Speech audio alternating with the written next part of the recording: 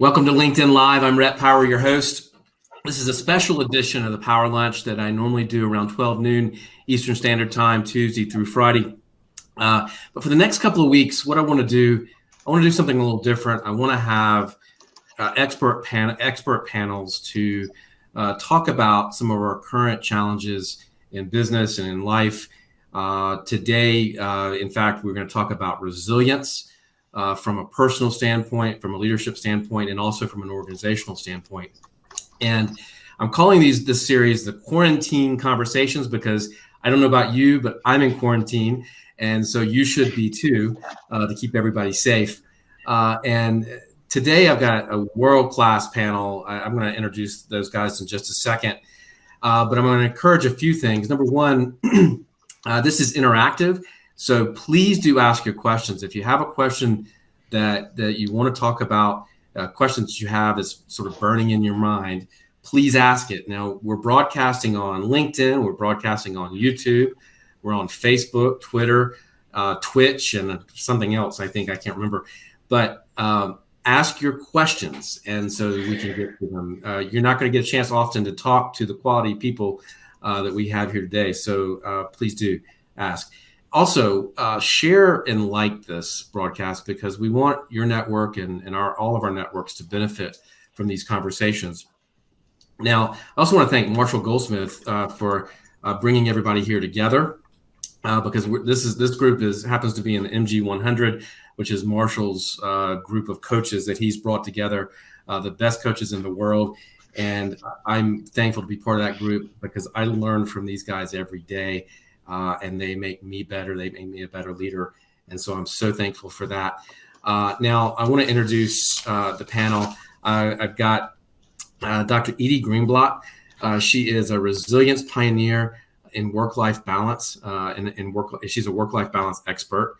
And I knew we were going to talk about that today.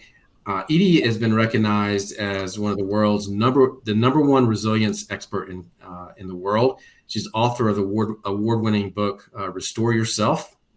I've also got Lou Carter. He is founder and CEO of the Best Practice Institute, and he's an organizational psychologist and a top advisor to C-suite executives. His latest book is In Great Company. Guys, thank you for joining me today. Thanks for having us, Ray. I appreciate it. I was told that if I wear sunglasses, you'll get more viewers. I've tried. True? Have you tried that? I just wanted to give it a shot. All right. I don't know that it worked, but the numbers just went up. You know what? The numbers just went up. I thought so. So it's. I had a Twitch. I didn't even know Twitch was a new social site. Thanks for having us, Twitch. It's a pleasure to be here, Rhett, and welcome to all of our viewers and listeners. Lou, man, you don't have to. You're cool enough as it is. You don't have to wear sunshades. Yeah, that's just what they say. That's what they say. Money for nothing, and dire straits. That's what it's about. Rhett, thanks for having us on in this coronavirus new decade, 2020. Oh man. You're not supposed to make me laugh. You're going to make me cough in this whole thing. I've got this nasty cough. And I actually did test for coronavirus, and I'm negative, so it's not that. Show us your card, Rhett. In Brazil, Rhett just took a test for coronavirus. This is how advanced they are in Brazil, and he went to Carnival, right, Rhett?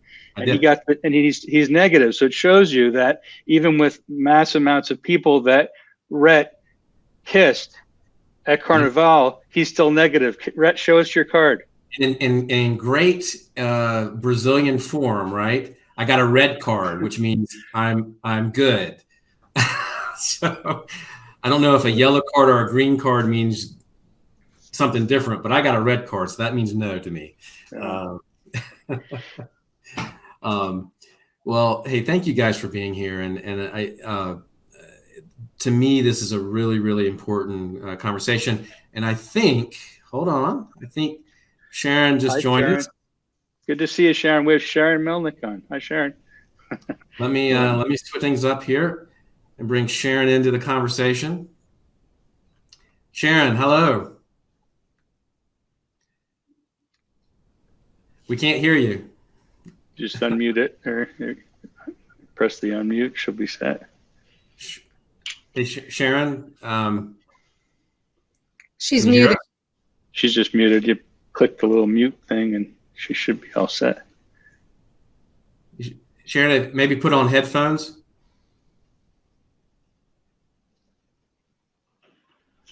Oh, you're there. You're good. Hi, Sharon. Yeah, if you put on your sunglasses, you could hear better. So, Rhett, this is great. Today we're talking about the coronavirus and how we're changing, and really about, right? Isn't that right? And what we're doing to be focused and really move forward in this age, this new age, correct? Right? Isn't that right? And what we do for organizations. Tell us more, Rhett, about how set the stage for us so we can move forward. What I'm gonna do. So I want to talk about resilience because I have three of the top resilience experts in the world.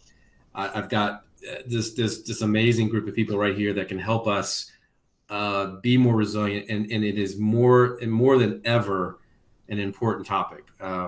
If you'd asked me 10 years ago what I thought resilience meant, I would have thought when I ran my manufacturing company that it meant that I needed to get sleep, that I needed to eat well, that I needed to exercise and take care of myself. But I think it goes a whole lot deeper than that.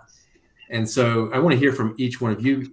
What do you think resilience actually means right now, where we are in this situation? So, what do you think? So first of all, thanks for having us. And I've been working on resilience work since 1995, when I first started doing this work as part of my research at the Harvard Business School. When I finished the work and they were signing my dissertation, the chairman of my dissertation committee at Harvard said, "Are you trying to get a job in a biology department?" Because even at that point, after 6 years of working on resilience, there wasn't the understanding of what we mean really in organizational settings. So my work, I hope, helped change that, and the world's come a long way. So my definition is looking at resilience from a personal position. All right, we're looking at, in this particular case, resilience is having the energy and the wellness to do those things that you need to do. And we look in, and you can cut this in multiple ways, but we're talking about physical resilience, psychological and emotional resilience, cognitive, intellectual resilience, and social resilience. Okay, so we're talking about the physical energy to have what you need to do and the physical wellness to do what you need to do. And those are the dimensions you were talking about, Rhett, right? I need to sleep, I need to eat, right? We also need the cognitive abilities. We need the ability to do decision making. Right? How do we make decisions? How much capacity do we have to solve complex problems, to fight boredom? Okay. What are we doing about our thinking? So what's our cognitive energy levels? We also need to have social energy and connection, social and spiritual connection. How much capacity to access the social ties that you need to feel that they're there and use them. And the same thing with spiritual opportunities of the powers that be. And we need the psychological and emotional energy and resilience, the ability to manage our emotions, the ability to be patient, the ability to deal with emotional contagion, all of the things that we're talking about. So those are the four main categories, and you can call it 5 or 6 and cut it that way. But we're talking about the personal resources, the energy that you have as an individual that you control. You can't control the virus. You can't control your finances right now. You can control what you do and how you manage. There's a lot you can do about how you manage your physical, cognitive, social, emotional, spiritual, and social resources. So that's my perspective. The energy you need to do what you need to do and the wellness to do it. So we're not talking at the team level. I can talk about it, but we have other experts to do that. I'm talking about at the individual level. Then there's team and organizational stuff, and Lou and Sharon, I think, are going to talk about it. Lou, would you add anything to that from the personal standpoint? From my perspective, I definitely think of the personal standpoint too, because I think about the people we've been talking to in the last couple of days, from Anheuser-Busch, from manufacturing companies, from pharmaceutical companies, and there is this kind of, I would say, there's resilience and it's calm, which is it's something that's very surprising. It's been surprising to us, is that people have become calm. So amidst this chaos, they're seeing the world, all these messages are being sent to them, and there's calm. Because like Edy said, there's really nothing you can do about it. So we have this kind of prophecy we're saying to ourselves, which are, we understand the things we can and cannot change, and the wisdom to know the difference between the two. And the companies we're talking to, the individuals we're talking to, are very much thinking about the future more than they are the present. And my perspective is economic perspective. I looked at and helped companies from 2001, 2009, and now in this crisis. I think about what happened just in 2009 with Stripe, Airbnb, Square, Zappos, and Sequoia Capital, and how they helped those companies to rebound during those times. And really with Stripe, Airbnb, and Square, they were born out of it. So you'll see mortgage crisis, subprime mortgage crisis, then 2009, Stripe, Airbnb, Square were born. And the reason for it was that they met an unmet need for the economy, but it was needed at that time. Instead of sort of staying on our couches and them staying on their couches, they popped back up. They were resilient, as Edy's was saying, and they enabled something that was much greater than themselves through true organizational change, and showing that through liquidity and through investment, thinking of the long run, you can really do amazing things with teams. And that's really what I focus on, and what I really look at within teams and organizations, is finding those companies that do something amazing, and recognizing that they asked our grandparents to go to war, and they're asking us to sit on a couch. So what can we do that we're sitting on a couch right now? That's my perspective. That's great. And just to follow on that is that, Louis, you're talking about how a leader can make that future forward impact. And the way that I think about it, a leader creates the weather on the team, right? Which kind of plants the seeds for that innovation to take place. The way that I think about resilience is that it's really like a self-management ability. It's the ability for you to be able to keep yourself kind of in that state, right? Where you can be focused and alert about the present, but you can also access the part of your mind that can think big picture, that can have objectivity and not kind of, only fear-based thinking in this situation. And that, I think, comes from being able to manage your nervous system, manage kind of your on button, and to be also able to access your off button, which, we can maybe go over some strategies for doing that. But I think it's really a self-management ability to be able to stay showing up as your best self, and to not, either be overly emotional or over-controlled, actually, right? In your emotion, kind of find that Goldilocks sweet spot. And for people to be able to, be less reactive and more intentional. And I think that there's, tools that we can talk about for that. But a leader has so much impact, and it's really about how can you manage yourself so that you can manage others. What is, that's a great segue into the sort of that question of what does that look like? How do you, I sort of struggling to get this question out. Is it something you can plan for or prepare for a crisis like this? Or can you learn more resilience? I guess that's the question. Can you get better at being resilient? Or is this a skill you can learn, you think? Go ahead. You were shaking your head. I just had to take the first shot at it. Back in 2005, Bill Gates gave a TED talk, and he said there's going to be a virus in the next 5 to 10 years. And he knew that we had so much investment in other things than viral outbreaks and in healthcare.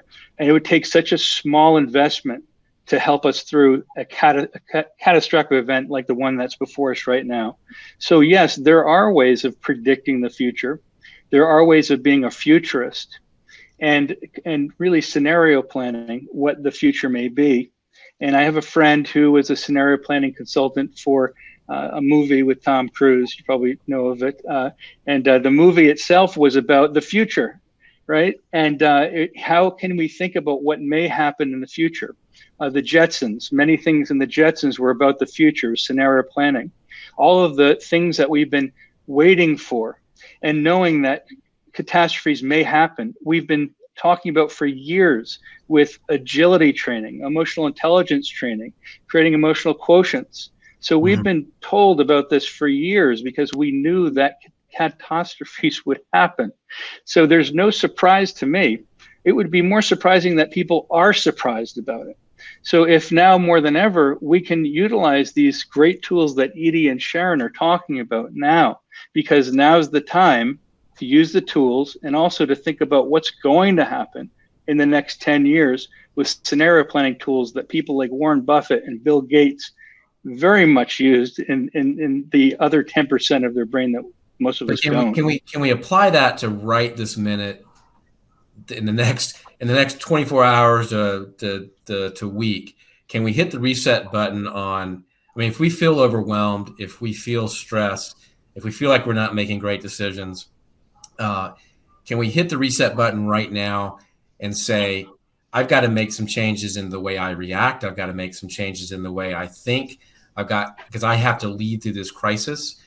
Are there things that we can do right now to sort of change some of how we're reacting to this? Because I mean, we're all scared, we're all nervous, we're all uncertain, but we still have to. We still have to perform, right? Edy and Sharon, you go ahead. Sharon, you want to go ahead? Go ahead.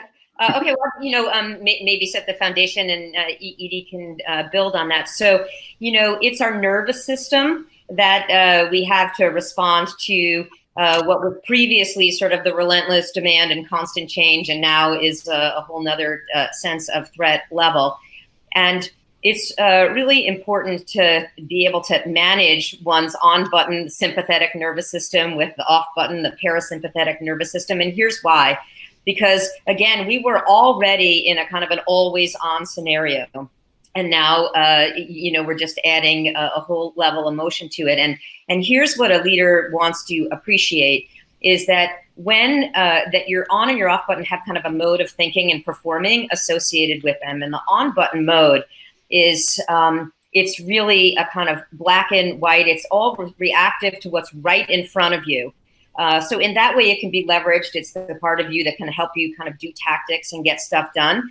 But there are some distortions that you want to be aware of. One is that we literally only can do business as usual. We literally can't kind of think about the future. We just hunker down with kind of like doing things like well-worn grooves in our brain the way that we've already done them.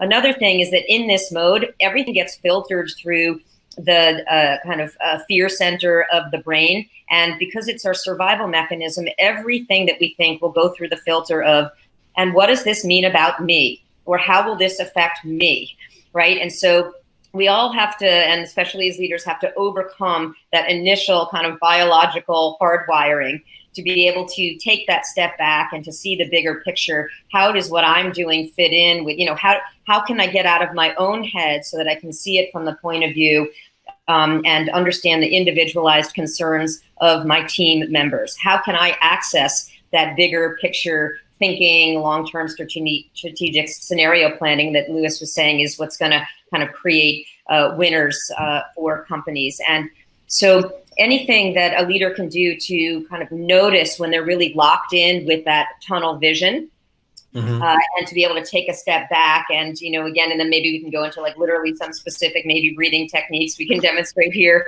but to recognize when they're doing that. And optimal leading really comes from balancing one's on button with one's off button, getting the download of the bigger picture ideas, and then kind of putting them into place with implementation, taking that mental reset, getting the bigger picture ideas, then putting them into place. That's really what's going to enable a leader to lead best. Edy, what do you think? Yeah, I agree. So Sharon's recommendations are about notes. So I have the process that I use is called personal resource management, and that's how do you manage your personal energies. And there's sort of two tenets of it. One is know what restores and depletes you. Okay. And second is manage it. morning, daily, weekly, monthly, hourly, momentarily. And so if I use that framework to look at what Sharon's saying, Sharon's basically saying, be aware that this set of conditions or a particular narrative that you have in your head about the future, right? So I suddenly see that my sales are down 80%. Okay, click. What's the narrative that's playing in your head? Because the sales are down 80%. You can't change that. Okay. Right. There is no natural emotional response to sales are down 80%. You are generating. There's some natural responses to it, but no, you're generating a response. You're generating a response. Now it might be based on your experience, but you're generating a response. You have a narrative that says, if right at 80% sales, these things will happen, right?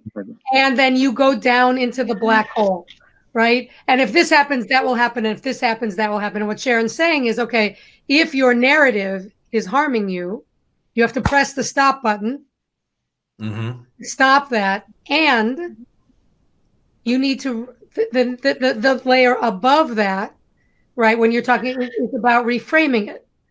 Okay, I'm going to stop the sympathetic nervous system amygdala hijack, and I'm going to either reframe it so I can psychologically generate a new set of neurotransmitters, or I'm going to not have the energy to reframe it, in which case I'm going to go tactically right at it. Breathe, and Sharon, you'll talk about these, I'm sure. Breathing techniques and physical, physical and psychophysical triggers that you can use to bring your nervous system back into alignment so that you would then have the fuel to reframe it, right? So you have to, so the first thing is, put out the fire and then start building the fire break, right? So you go in steps. And so it's really the core here is getting to really understand what are the behaviors and conditions that are triggering you, and what is it that you need to do to address it? So as soon as you can recognize the triggers, and then we can talk about, again, tactics on particular things. And I hope there are some questions because that's the easiest way to get to the straight out tactics. Yeah, I have some questions, and we are getting some questions online that we'll get to here in a few minutes. There's a lot of people just chiming in and saying hello and thanks. Let's get into that. Before we get into what we can do for our people, let's quickly go into some of those techniques, because I actually want to see these breathing techniques live and in person. But what are some techniques that we can do to press that stop button, right? Because that's the hard part, because you get into this, you're in this whirlwind right now, and you're making decisions at 1,000 miles an hour every day that you're not making decisions based on full information, right? Because things are evolving. So how do you press that stop button and say, okay, I gotta get out of my own head here for a minute? How do you do that? Do you want to go with? Anybody want to chime in? They can. All right, Sharon, you go for it. Sure. There's two things that you can just kind of get started with. I'd say one is more of a psychological technique, which is, it's really helpful to have clarity on who you want to show up as a leader before you get into that moment, and continuously upload that throughout the day, right? Okay. So if you can kind of clarify, I call this idea like your horizon point. When you what's the outcome that you want, and then who do you need to show up as in order to forge that outcome? And I think the more that you can have kind of descriptors and a pithy phrase, confident leader, or strategic, appreciator, or whatever the verbiage is, that can kind of upload that into your body, the more it can kind of take you off your heels and put you back into the more powerful way, an intentional way of showing up. That's a way of being intentional. So it's almost like your self-talk, right? It's almost your inner dialogue, right, that you're trying to do. Yeah, and it's kind of a positive trigger in a way. All right, it's kind of coming back to a centering or an anchoring in yourself, like that you've already are operationalized and articulated who you want to show up as, and sort of getting back on the horse once you've been kind of kicked out of of center. So that's one strategy that people can do, and then another one is really balancing your on button and your off button physiologically. So we know that when you breathe out, you activate the relaxation response. So there's any number of variation on breathing techniques where if you breathe out for more counts than you breathe in. So at the very most simple, I mean, if you were just literally going to breathe in to the count of 4 and breathe out to the count of 8, let's just say. And if you did that for a minute or two, you would already notice, kind of a mental reset. And there are other variations, and maybe towards the end of the show, if you want to I can do an actual live demonstration of this. Maybe it will leave everyone kind of in a state of more resourcefulness.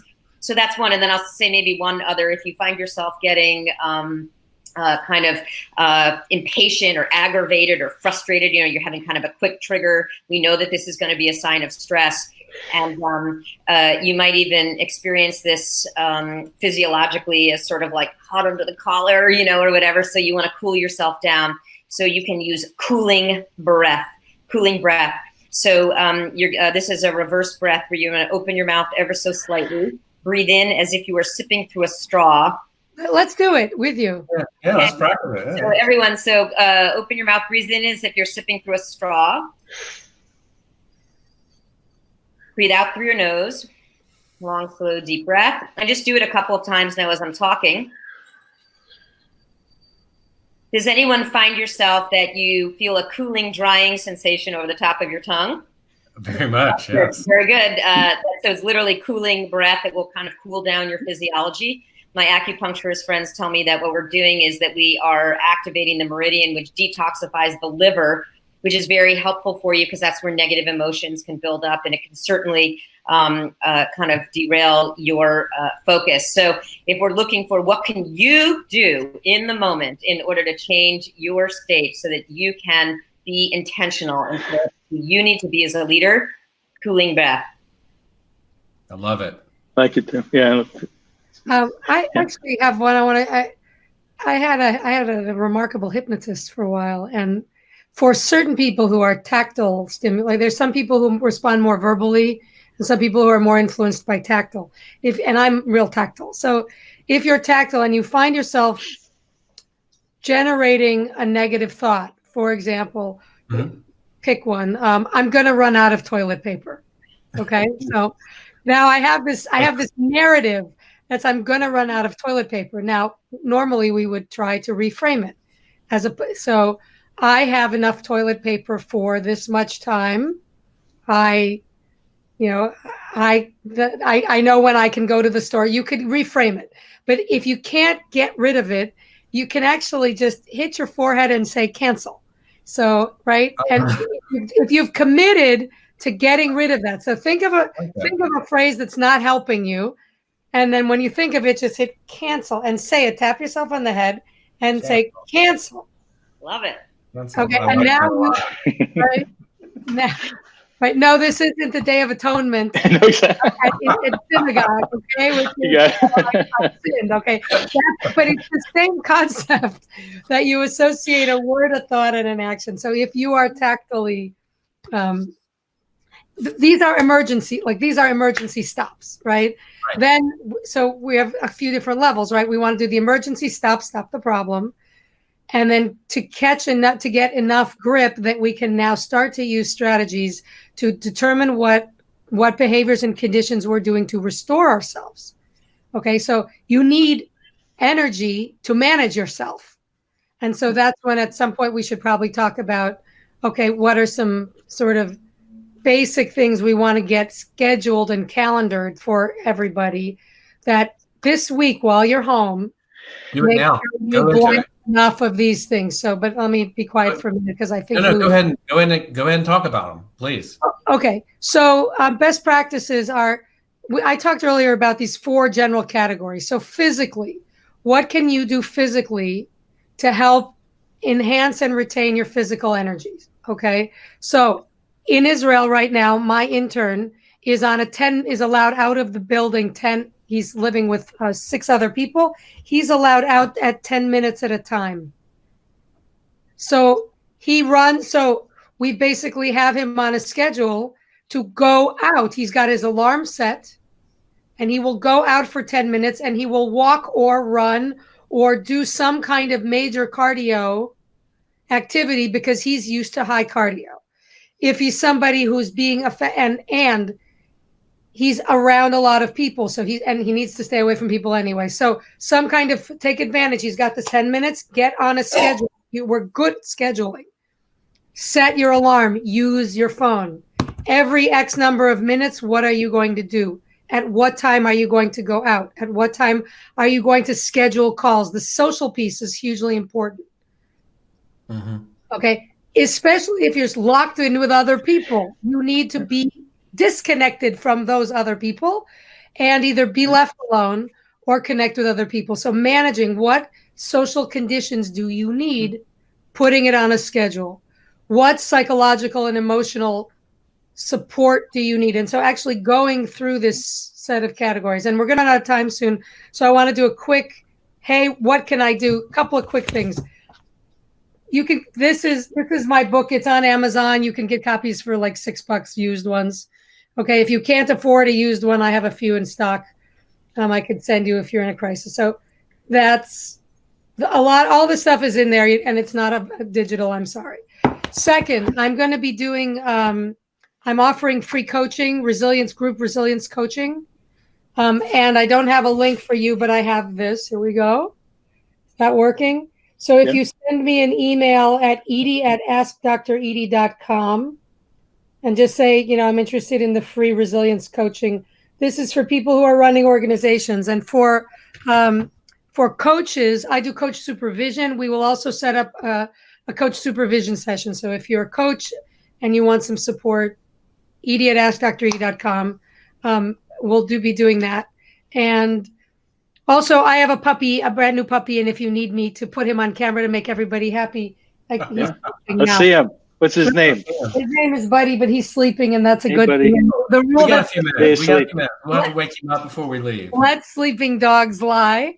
We'll bring him on before we leave. Yeah, we'll try to do that. Those are the offers. There'll be information. Just let me know how I can help. We have resources for you.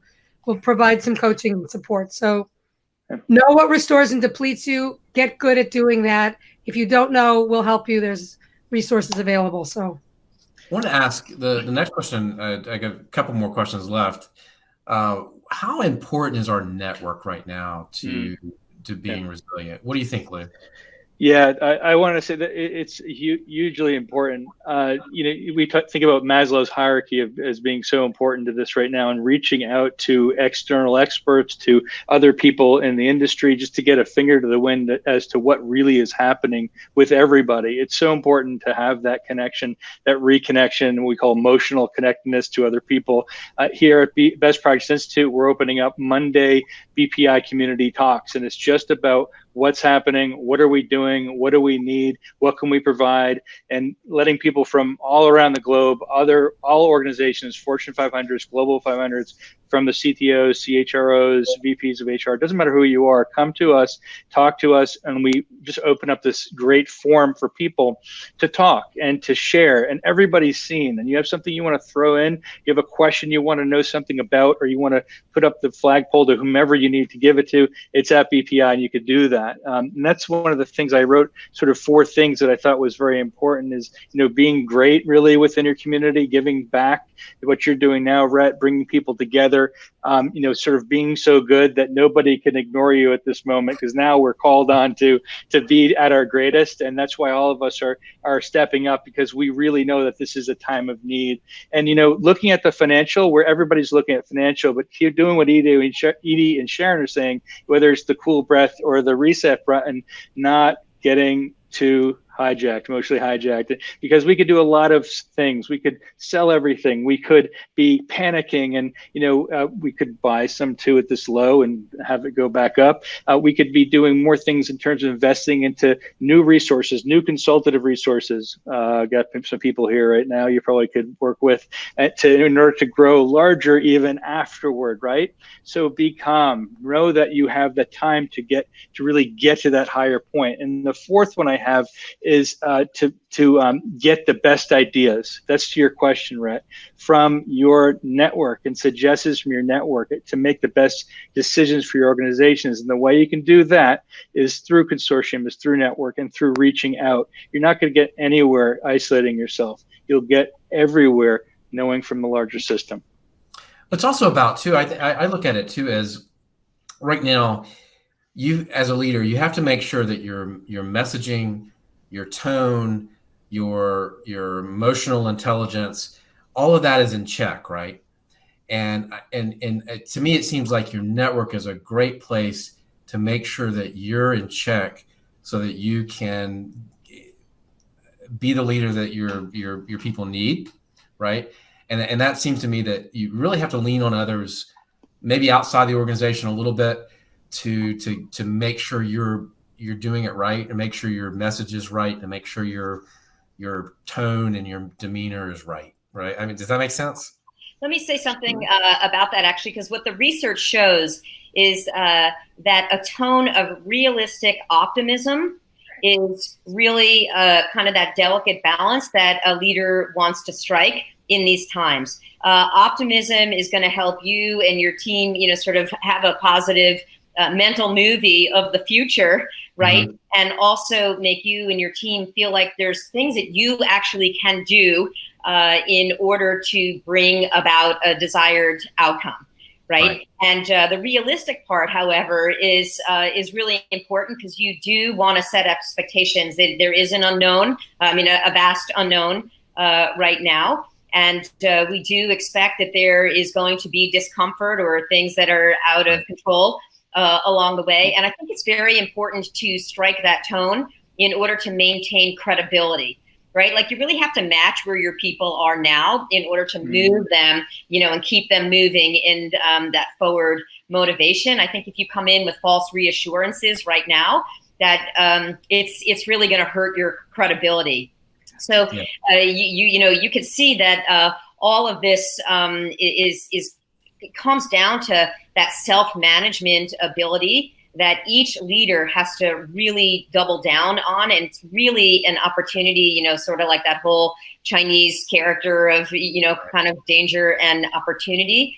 I think all of us, a way of being resilient is to ask the question, how might this have happened for me rather than to me?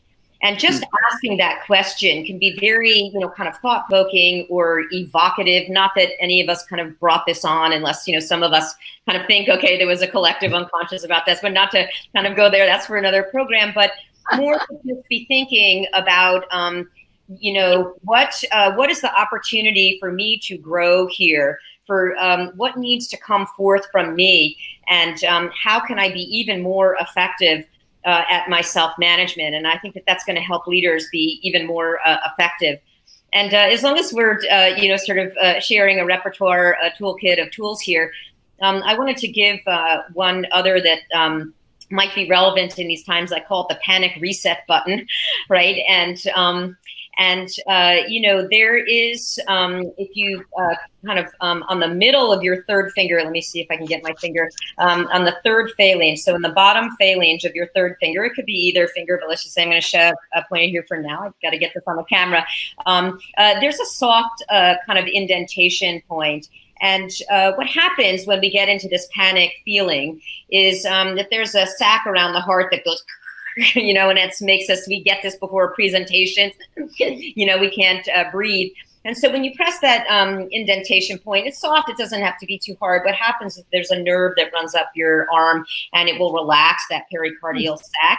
And it can allow you to take that first breath that can, or deeper breath that will then allow a cascade of potential relaxation responses. For anyone can reach out to me and to kind of get a picture of this. Actually, I have a book. My book is called Success Under Stress: Powerful Tools for Staying Calm, Confident, and Productive When the Pressure's On, which I think is relevant. And it's there's a picture of that in there. But this is an example of, when I coach leaders and we do trainings for teams. These are the kind of examples of, you can start to see that from the ground up, that there's so much more that you can control. You are your own instrument as a leader, and you create the weather on your team. So the more that you can be intentional, right, and showing up who you need to be, the more that you're going to create the conditions for that innovation on your team. Thank you so much. Do you have a copy of the book you can show? I don't have access one. I just moved in the last 2 days, and I haven't unpacked my books, but I will get. It's called Success Under Stress, and I'll send you a copy, Rhett, and we can put it up on the post show notes. Yes, we will. We'll put the links to everybody's books on the post show notes, because that's where we're going to get most of our views anyway. I wanted to jump over to our audience, and Laura, thank you for joining us. Pastor, thank you. Hope, thank you so much for contributing. You've got a lot of questions in here. Scott Baxt, if I pronounced your name wrong, I'm sorry, Scott, but your question is good. I would love to hear, Scott asks, would love to hear some ways to use resilience to create an environment within your organization and your new virtual teams where innovation and collaboration can happen when physically separated. Does that? I just wrote that, actually. That's exactly. I was thinking about a process or practice by what this is what we use. We have I don't know who that is, but at BPI we have a process for actually implementing change. And it's the 4 E's of change. It's in great company as well. I don't know if you could see it. It's envision, establish, execute, and evaluate. And so this is the polarity theory. This is who you are now. And this is who you are to be. You can actually be both of them. So Sharon mentioned self as instrument of change. This can happen in a 30-second time frame, one day time frame, 30 or a year time frame. And what you're saying is, I can see what the future is first, and you co-create the future, either yourself and dyads and triads and group, and you develop that and you establish it. You make sure that it's true within everybody inside your company. You know it, believe it, you can do it. It's something that can happen. And then you execute on the actual plans. You make it happen. You try it out. We're talking about individually right now, so it's something we're trying differently. We get a response.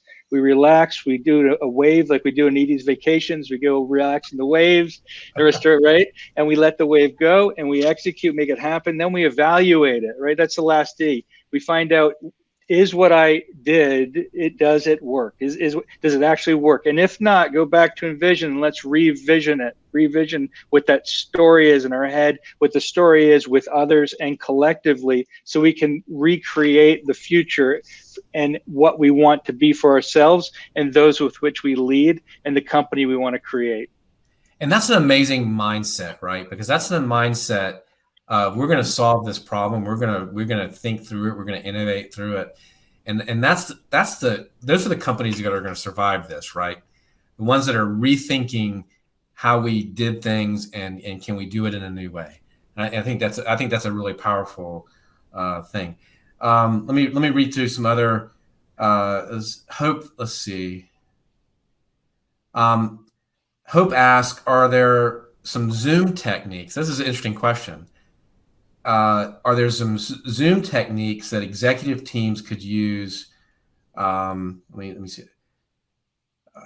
Let's just start there. Are there some Zoom techniques that we can use as team members to be more resilient teams?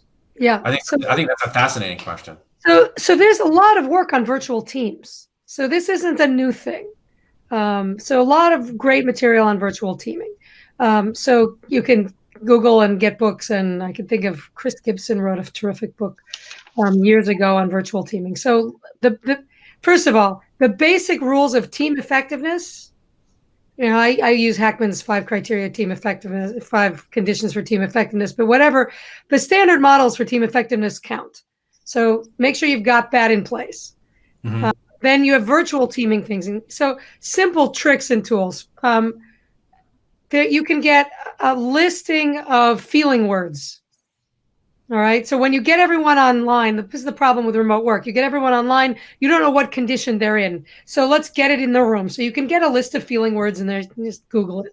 Right. And you basically ask everybody to go around and say a feeling word. So you'd start your meeting out like this.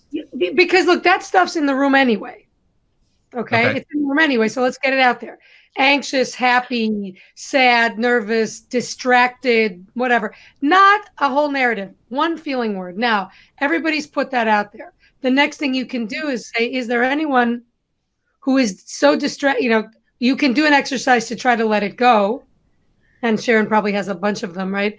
And then after that, this takes what, 2 minutes, right? Okay, so you can do sort of cleansing breaths. You can do things to sort of let it go. You can do it verbally, narratively, neuro-linguistic stuff. After that, that's what, another 2 minutes. You can actually say, is there anyone who has anything that they need to put in the room, right? So that everyone knows what's going on. And then we start the meeting. Okay. So what it's doing is it's doing two things, connecting to people emotionally. It's helping people connect. It's also getting rid of the background noise. And now, and if you do some breathing exercises too, which is very common, to bring everybody into focus, you will actually be more effective than you were in any of your co-located teams. Right. Absolutely. Love it, Edy. And, just to build on that is, I think especially when you're virtual and you're trying to keep people connected, there's a few things. So those go-arounds, I think, are very effective. And other alternatives might be, what does each person need to get from this meeting? Or sometimes like on my coaching calls, I start with a round of brags or wins and accomplishments, and it really gets it's very inspiring, actually. We're like, wow, and it kind of spirals the energy up, and it helps people, whatever's going on that they brought with them, into the meeting, it gets, kind of focus and positive, inspiring energy going. What I would do as well, I think that this is an opportunity, is that so we have an opportunity, not necessarily for a reset per se, but to be intentional about the culture that we want to create now that we're under different conditions. So, and I mean, you can do this in an in-person team as well, but to do what I call the ideal day exercise. Like, what would an ideal day look like, or what an ideal week, or what's the ideal culture that we're trying to create here? And you do a go around and you get a collective input so that everyone feels heard, and everyone kind of has a say, and then everyone has a skin in the game, right? And each person is then kind of responsible for, being impeccable for their 50% in terms of contributing to that culture that we've all agreed and had buy-in. Like, we really want to have that kind of a culture, right? Yeah. And it's very helpful for a leader to do that, because then the leader can appeal to, if things are not in the service of that, to kind of say, you know what I mean? So, hey, let's go back to, so what did we all agree on that we want kind of for our ideal day or ideal culture? And is that in the service of that? And if not, what can we do? And it's a way of everyone kind of holding each one another accountable and feel like they can be an active part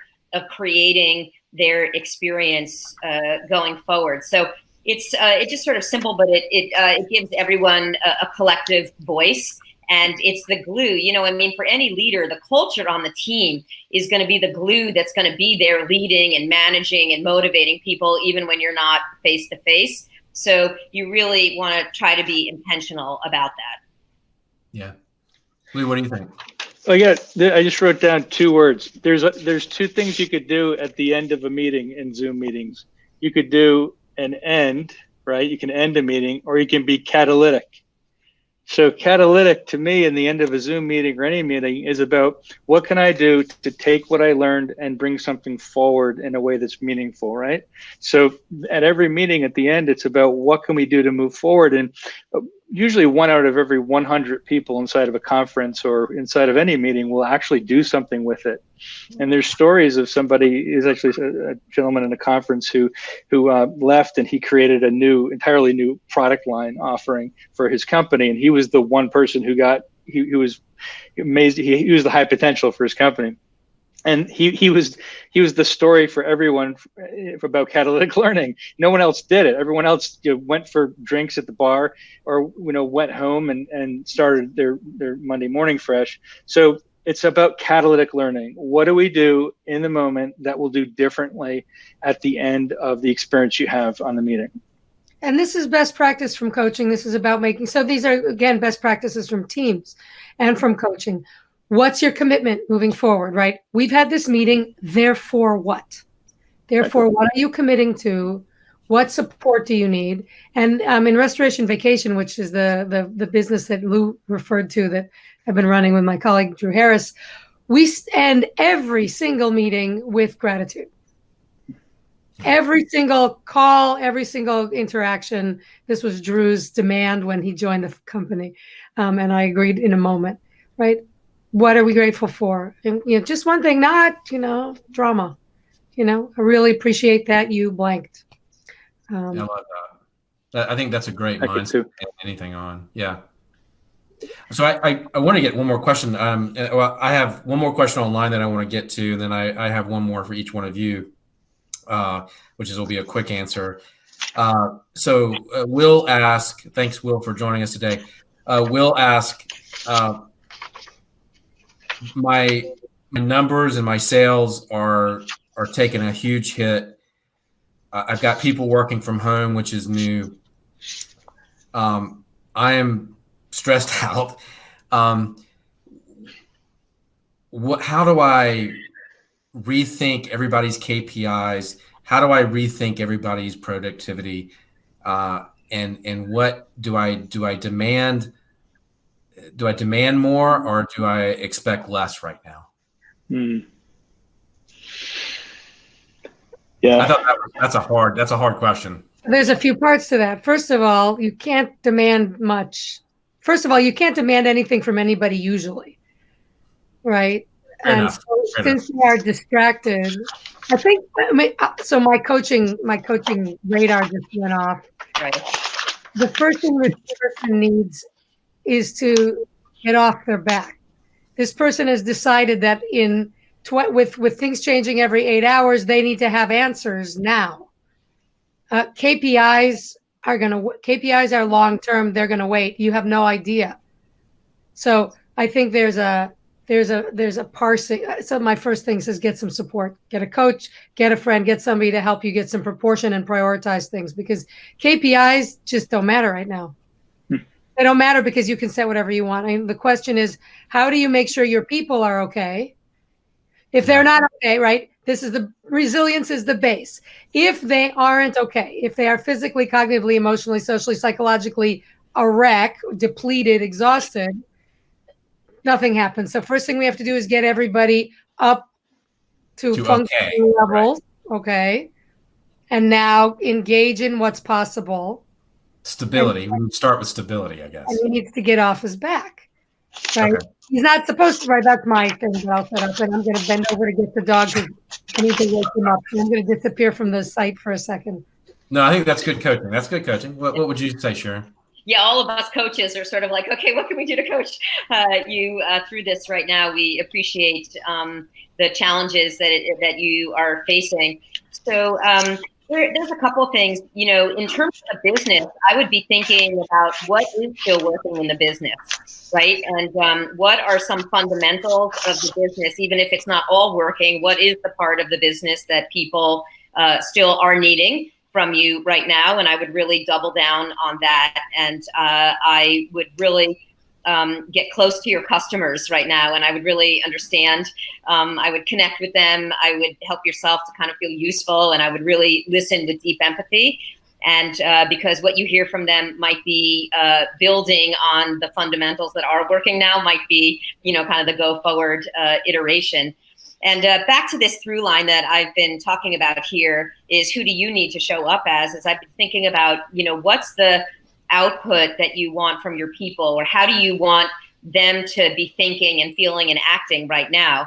And then I'd be asking, and who do you need to show up as in order to role model that, in order to set the conditions that they can feel and perform that way? And, this requires you to be able to kind of use some of these strategies that we've been talking about to kind of get out of your own fear, and to be able to kind of see it from their point of view. What are they experiencing, right? And then to think about, who do you need to show up as in order to be a support system for them.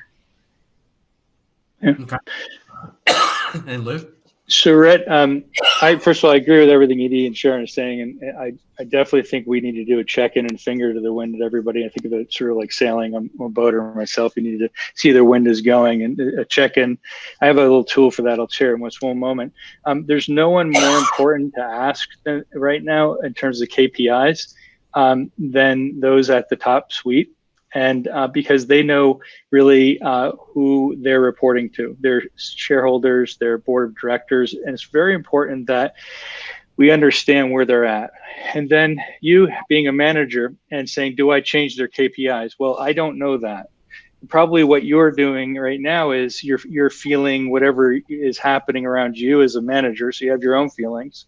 You have other feelings as well. So what you need to do is take a sort of step in and say, let me go and find out, right? If I don't know what I don't know, I need to find out.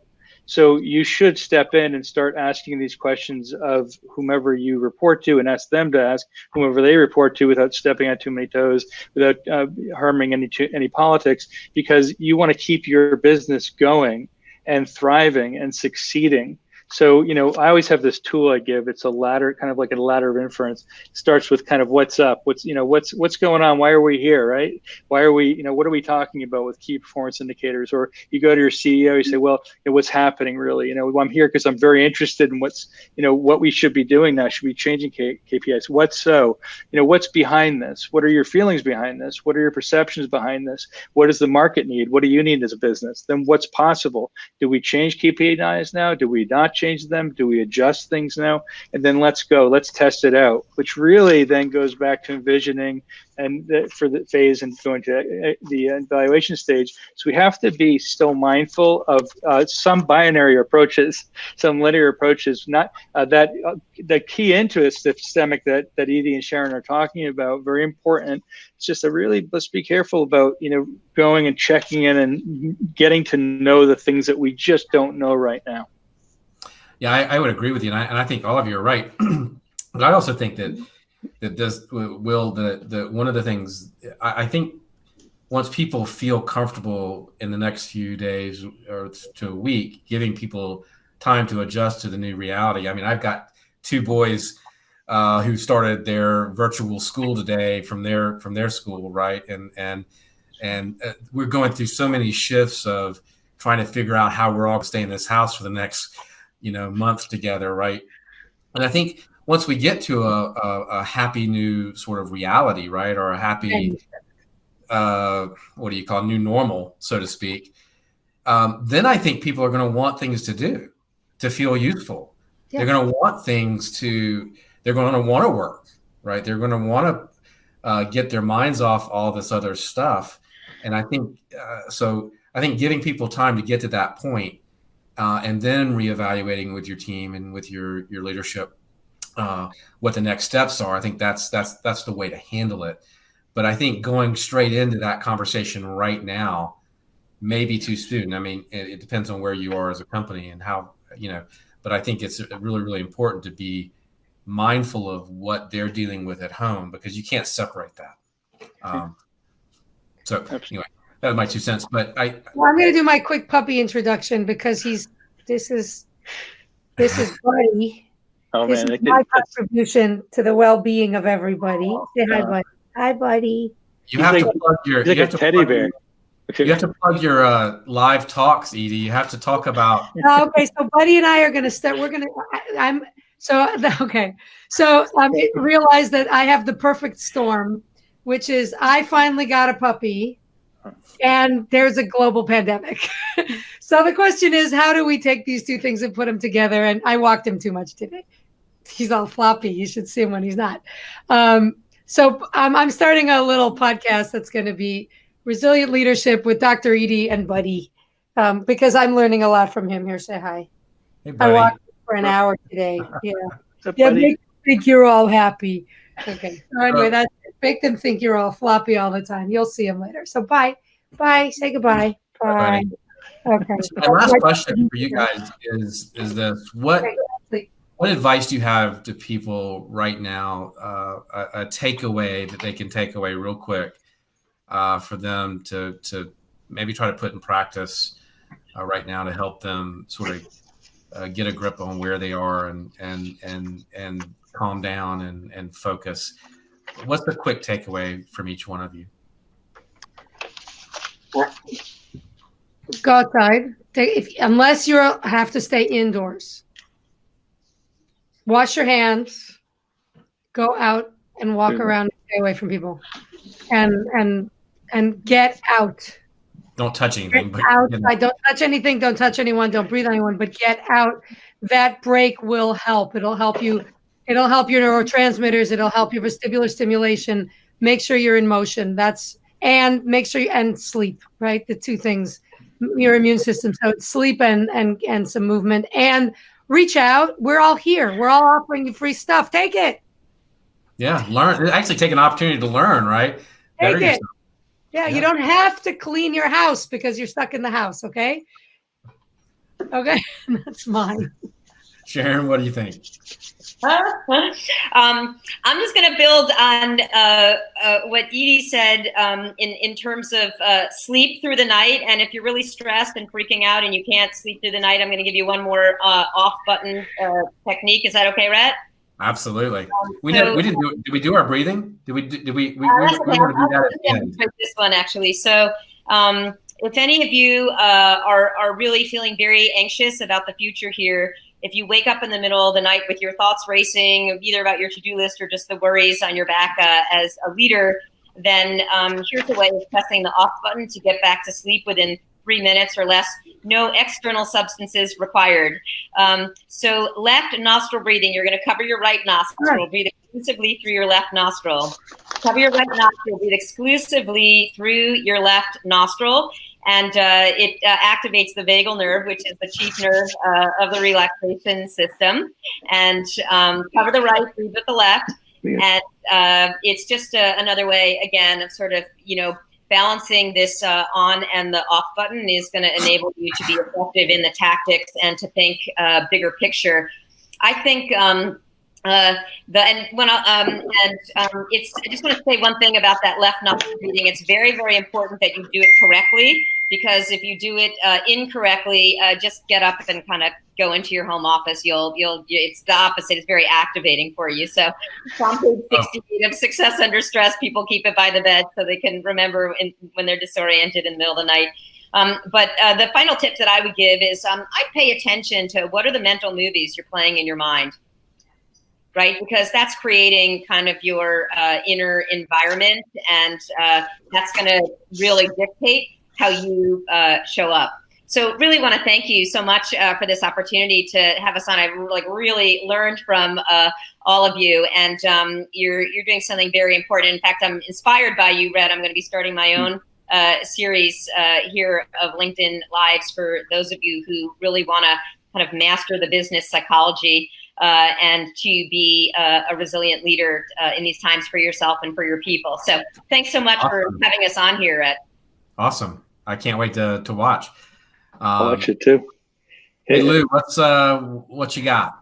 I've learned a lot. I mean, a lot I'm going to tell my family too, because I know what it's like to get quarantined with them. And so I come into this office, so there's no noise around me anymore. And so I've learned so much. And the first thing is really, to be great to yourself as well as others. Everything I've learned here is, really do a lot of self-care during this time, and letting go of what you think so the greatest good will come to you. really resetting, as Sharon said, those stories in your mind so that new stories can emerge. And, focusing on financial still, right? But not freaking out, not going crazy with it, and coming to these conclusions that we have to, that we think we need to do. So still keeping your mind on the things that are necessary for our companies. And really the fourth one I said is, is keeping connected and getting ideas and suggestions from others, because there very well may be assumptions that you have inside of your own head or you're cooking up that just aren't true in the real universe outside of you. And you may be getting messages from news and media and even things you're reading that aren't accurate and do need to change sooner rather than later, so that we all can really get back to the normal that we require. Right. Great advice. Great advice. Great advice. Guys, thank you so much. Thank you for watching. Thank you for spending some time with us today. Thank you for your amazing questions. We got a bunch of participation, and I really do appreciate that. I hope you got what you needed. But all I would say is I'd leave you with this. Take this time to enjoy your family, your connections there, and being creative at home and with your family and loved ones. It's a great time to reconnect. I was on a call this morning, and one of the things I kept thinking about, someone told a story about a phone call he was on yesterday, and with a top CEO, and his toddler or little one was interrupting the phone call. And I thought it was fascinating because it is this intersection of work and family. And I think sometimes we tend to separate that. This is a great opportunity. I'm kind of excited to sort of bring my boys into this, what I do, into my world, and spend more time with them, learning about and spending some time together. So go out and do that and make that a priority, because that's, I think this is a unique opportunity for some learning about each other. And I think, anyway, I'm rambling. I'll stop rambling. And you guys have a great day, a great rest of your week. Thank you, Lou and Edy. Thank you very much. Take care of yourself. Stay healthy. Take care of each other. Bye. Thanks again. Stay healthy and happy, and we'll see you tomorrow on Power Lunch Live. I've got Pastor Elton, so we're going to be talking about his new book. So cool. See you. Thanks again. Thanks.